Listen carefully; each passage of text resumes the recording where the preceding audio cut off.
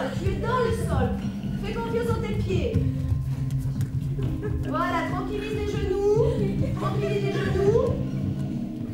Et on réouvre l'espace. Alors aujourd'hui ici, donc on va... Alors j'avais déjà amorcé un travail avec eux sur l'alerte, l'écoute. Cet état intérieur de transformation continue lorsque par exemple un animal, un chien, un loup est aux aguets, à l'affût.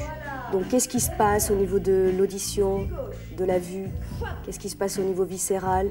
Qu'est-ce qui se passe au niveau des appuis dans le sol? Qu'est-ce qui se passe au niveau de l'écoute? Donc il se trouve effectivement que j'utilise ce qu'on appelle les rebonds naturels qui sont créés par le travail de poids, c'est-à-dire de poids que je donne au sol.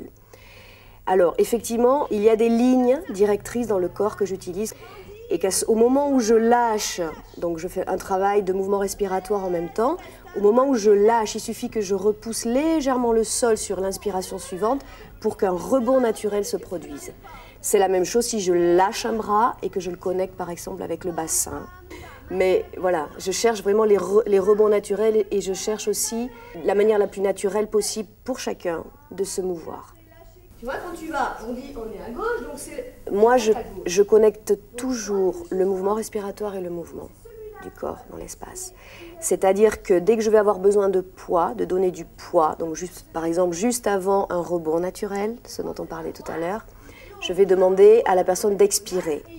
Dès que j'ai besoin de prendre un appui dans le sol, clairement, donc, ou de m'extirper du sol, je vais demander à la personne d'inspirer. Je veux dire, l'inspiration me permet d'avoir une base, on va dire, pelvique presque, donc de pousser vers le bas. Et l'expiration, ça va être l'inverse, elle va libérer complètement mes viscères. Donc, la notion de poids va jouer avec la connexion entre le mouvement respiratoire et le mouvement qui est créé. Donc, c'est très important. Et je demande, au départ, lorsque les gens découvrent mon travail, je demande de le faire vraiment systématiquement. Ce mouvement, c'est l'inspire, ce mouvement, c'est l'expire.